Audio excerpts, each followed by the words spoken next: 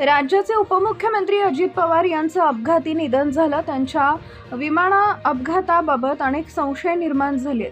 अजित पवारांचे पुतणे आणि आमदार रोहित पवारांनी हा प्रश्न सातत्यानं उचलून धरलाय. या अपघाताबाबत अनेक प्रश्न निर्माण करून त्यांनी काही पुरावे सादर करण्याचा प्रयत्न केलाय. मुंबईत पत्रकार परिषद घेतल्यानंतर आज रोहित पवारांनी दिल्लीतील शरद पवारांच्या निवासस्थानी पत्रकार परिषद घेऊन या प्रकरणी त्यांनी थेट आता पंतप्रधान नरेंद्र मोदी, केंद्रीय गृहमंत्री अमित शहा आणि लोकसभेतील विरोधी पक्षनेते राहुल गांधी यांच्याकडे सखोल चौकशीची मागणी केली आहे. यावेळी त्यांनी नागरी उड्डाण मंत्र्यांच्या राजीनाम्याचीही मागणी केली आहे. मुंबईतील पत्रकार परिषदेत रोहित पवारांनी ब्लॅक बॉक्स आणि इतर तांत्रिक त्रुटी माध्यमांसमोर मांडल्या. त्यावेळी त्यांनी DGCAतील अनेक अधिकाऱ्यांच्या तपासावरही आक्षेप घेतला. तसेच VCR कंपनीवर बंदी घालण्याची मागणी केली आहे. यावेळी त्यांनी केंद्रातील मोठ्या नेत्यांचा VCR मालकाला साथ असल्याचा आरोप केला होता.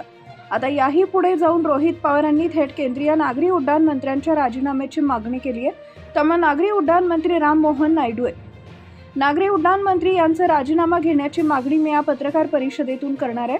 या प्रकरणात मी पंतप्रधान नरेंद्र मोदी, केंद्रीय गृहमंत्री अमित शहा आणि विरोधी पक्षनेते राहुल गांधी यांना विनंती करणार आहे, असं रोहित पवार सुरुवातीलाच म्हणाले.